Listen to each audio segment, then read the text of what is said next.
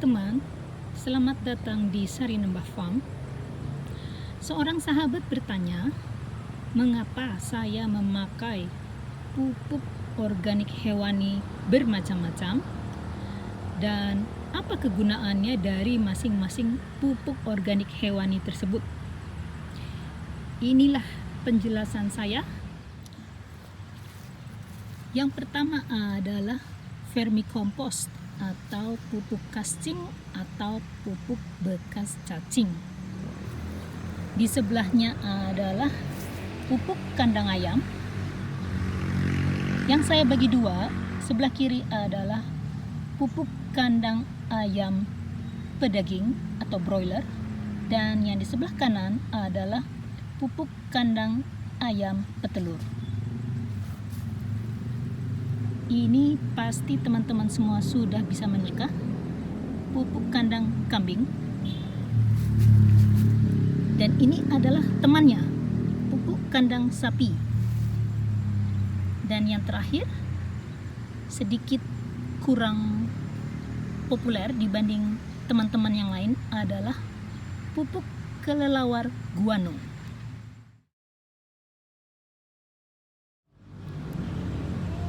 Pupuk kandang ayam, baik ayam petelur maupun ayam pedaging, ayam broiler teman-teman, sangat diminati oleh petani sayuran karena reaksinya yang sangat cepat, cocok dengan karakter sayuran daun yang rata-rata mempunyai siklus tanam pendek. Jadi teman-teman ingat, setiap kali saya menanam caisip, pakcoy, kailan, dan lain-lain, saya selalu memakai pupuk kandang ayam petelur. Lalu apa bedanya pupuk kandang ayam petelur dan ayam pedaging teman-teman? Untuk ayam pedaging ada sekamnya, dikarenakan sekam dipakai untuk alas kandang dari ayam, sedangkan untuk ayam petelur tidak ada sekamnya. Dikarenakan ayam pedaging biasanya usianya pendek, maka kotoran ayam pun akan jauh lebih sedikit dibanding ayam petelur, sehingga untuk pupuk ayam petelur lebih mahal dibanding pupuk ayam pedaging. Dikarenakan pupuk ayam memiliki kandungan nitrogen yang paling tinggi di antara semua pupuk organik hewani, banyak agrikulturis yang merasa bahwa ini adalah pupuk yang terbaik. Ini semua masih diperdebatkan, tetapi memang pupuk ayam saya pergunakan sebagai pupuk dasar dan satu-satunya pupuk untuk tanaman yang berumur 30 hari saja, seperti caisip, pakcoy, kailan, dan yang lain-lainnya.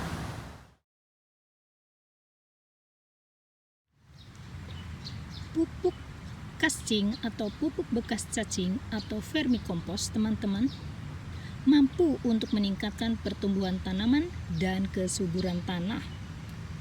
Pupuk cacing adalah pupuk organik yang berasal dari kotoran cacing atau bekas cacing yang sudah difermentasi langsung oleh cacing itu sendiri.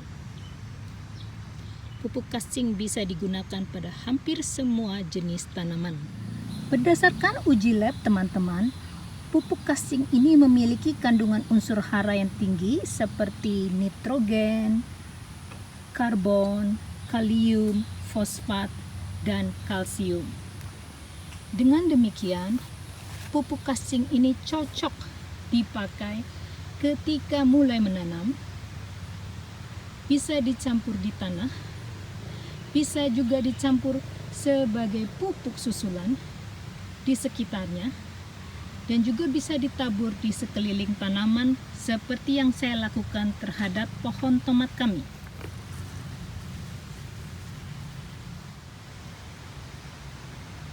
Menurut pengalaman saya, pupuk cacing sangat cocok untuk tanaman yang menghasilkan buah seperti tanaman tomat, tanaman cabai, dan tanaman paprika. saya menaruh pupuk casing untuk tanaman paprika kami, teman-teman.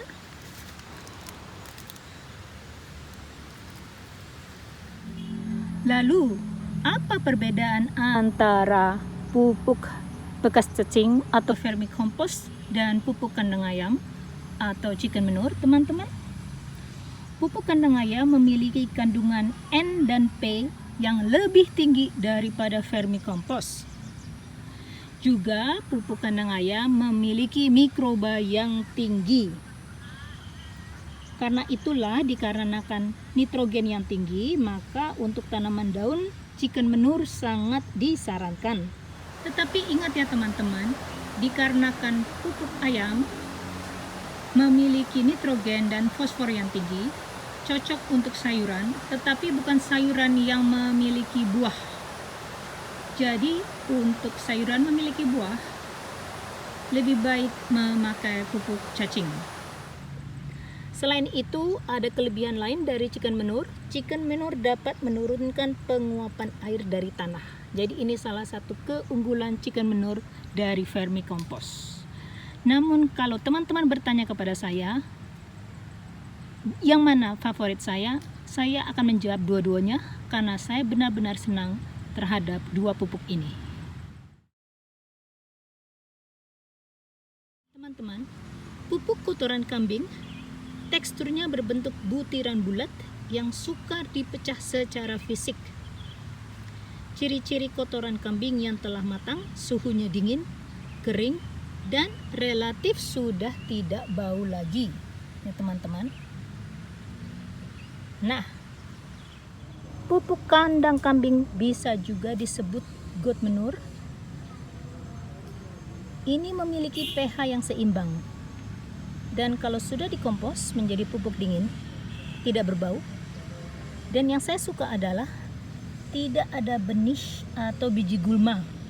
Dan tidak menarik belatung atau kutu dan lalat seperti layaknya pupuk ayam. Itu adalah kelebihan pupuk kambing, teman-teman. Teman-teman, inilah pohon jeruk kunci kami. Pohon ini sudah cukup besar dan sudah sering berbuah. Saya menaruh pupuk kambing secara teratur terhadap pohon ini dikarenakan pohon ini memerlukan kalium yang tinggi untuk merangsang pembentukan bunga dan buah, dan pupuk kambing memberikan sarana untuk itu.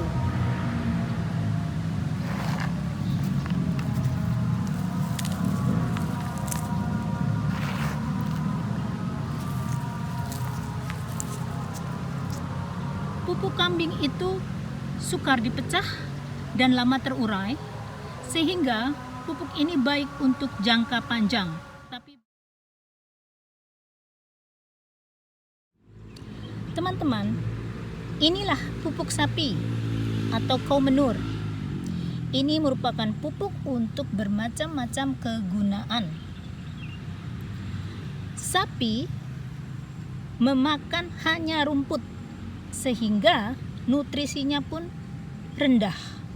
Tetapi bukan berarti tidak bisa dipakai untuk sebagai penyubur tanah. Keuntungan dari pupuk sapi adalah kadar nitrogen yang rendah sehingga tidak akan membakar tanaman.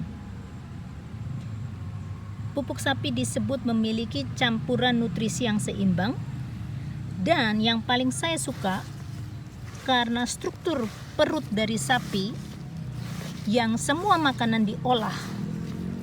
Perut sapi memiliki 4 ruangan, maka makanan dicerna secara meluruh sehingga tidak ada biji gulma yang lewat. Pupuk sapi biasanya kami taburkan atau pakai untuk tanaman yang mengandung kadar keasaman tinggi seperti keluarga beri, seperti ini teman-teman. Ini pohon murbei kami, dan juga sebagai pupuk susulan dari pohon stroberi kami. Lalu teman-teman, apa perbedaan antara pupuk kandang sapi dan pupuk kandang kambing? Pupuk kandang kambing atau got menur lebih kering dibandingkan pupuk kandang sapi. Pupuk kandang kambing juga memiliki bau yang sedikit dan mudah diaplikasi. Dan got menur juga memiliki kadar nitrogen yang lebih tinggi dibandingkan dengan sapi dan bekerja lebih cepat. Kalau teman-teman bertanya mengenai pengalaman kami, bisa saya katakan bahwa pupuk kandang kambing lebih sering kami gunakan dibanding pupuk kandang sapi, dikarenakan pupuk kandang kambing sudah berhasil sangat baik memperbaiki dan meningkatkan mutu dari pohon jeruk kami. Sementara pupuk kandang sapi kebanyakan kami pakai untuk pupuk susulan dari pohon stroberi kami. Yang terakhir teman-teman adalah pupuk kotoran kelelawar guano. Pupuk ini barangkali masih belum terlalu populer dibandingkan saudara-saudaranya yang lain, tetapi setiap harinya kian meningkat popularitasnya. Pupuk guano adalah pupuk yang baik karena tingkat hara yang tinggi seperti nitrogen, fosfat, dan kalium.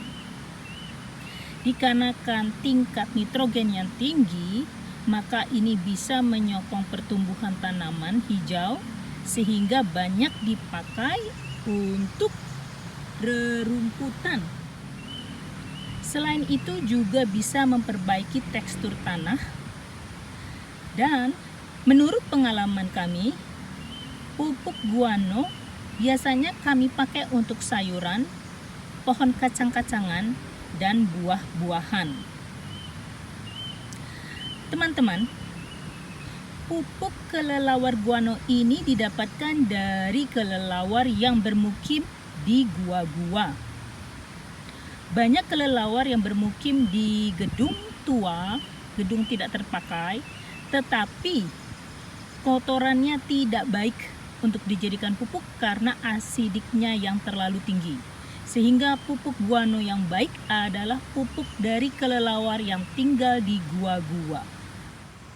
Pupuk bisa diaplikasikan langsung ke tanah, teman-teman.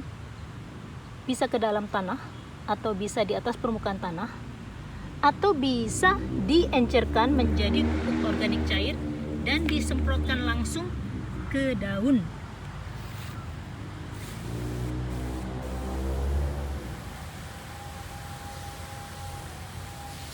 Bila disemprotkan langsung ke daun, teman-teman, maka pupuk guano bisa mencegah timbulnya hama jamur. Dikarenakan pupuk guano mengandung fosfat dan kalsium yang tinggi, teman-teman, banyak yang menyebutnya sebagai pupuk buah. Banyak penjual tanaman bisa menantang pembeli dengan mengatakan bahwa pohon buahnya pasti mengeluarkan buah bila diberi pupuk guano. Boleh dicoba, teman-teman. Pupuk guano juga memiliki mikroba yang bisa memperbaiki dan membersihkan tanah beracun, menambah kapasitas daya tampung air, sehingga mikroba juga menjadi dekomposer yang baik, sehingga sering ditambahkan pada tumpukan kompos kita untuk mempercepat proses dekomposisi. Inilah 5 pupuk organik hewani yang saya pakai, teman-teman. Semua ini berdasarkan pengalaman saya sendiri. Saya tidak memiliki pendidikan formal di dalam agrikultur dan juga di dalam pertanian. Sehingga ini hanya berdasarkan pengalaman saya sendiri dan pembelajaran saya melalui buku-buku, catatan, dan juga melalui nasihat dari teman-teman yang berada di seluruh dunia. Sehingga apabila teman merasa ada yang kurang, silahkan ditulis di dalam kolom di bawah, di comments. Dan saya akan sangat berterima kasih bila mendengar kisah teman-teman mengenai pupuk organik hewani, kegunaannya, dan juga apabila ada yang harus kita waspadai. Semoga bermanfaat.